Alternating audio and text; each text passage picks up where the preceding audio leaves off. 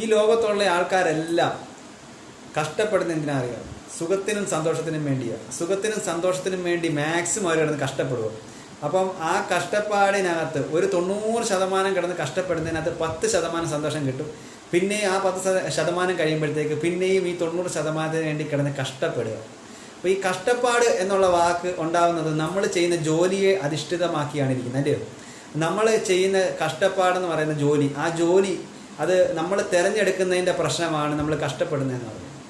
ഞാൻ മിക്കവാറുള്ള ഒരുപാട് വീഡിയോസിൽ ഇപ്പോൾ ചെയ്തേക്കുന്നത് ജോലിയുടെ കഷ്ടപ്പാടിനെ പറ്റിയാണ്, അല്ലെ? കൂടുതലും പറഞ്ഞേക്കുന്നത് കഷ്ടപ്പെട്ട ജോലി. പക്ഷെ എല്ലാവർക്കും ഒന്നും അത് കിട്ടത്തില്ല. കാരണം ചിലർക്ക് ലക്ക് വേണം, നല്ല ജോലി കിട്ടും. നല്ല ജോലി എന്ന് പറഞ്ഞാൽ ഒരുപാട് പൈസ കിട്ടുന്ന ജോലി എന്നല്ല പറഞ്ഞത്. നമുക്ക് മനസ്സന്തോഷത്തോടെ ജോലി ചെയ്ത് ജീവിക്കാൻ പറ്റും, നമ്മുടെ കാര്യങ്ങൾ നടന്നു പോകാൻ പറ്റുന്ന ജോലി ചെയ്ത് ജീവിക്കാൻ പറ്റും, സന്തോഷത്തോടെ ചെയ്ത് ജീവിക്കാൻ പറ്റുന്ന ജോലി.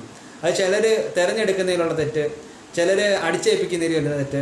പക്ഷേ എന്നിരുന്നാലും നമ്മുടെ ജീവിതത്തിൽ എപ്പോഴും വേണ്ടതെന്ന് പറയാൻ നമ്മുടെ കൂടെ നമ്മുടെ ഏറ്റവും വലിയ പാർട്ട്ണർ എന്ന് പറഞ്ഞാൽ നമ്മുടെ ജോലിയാണ്.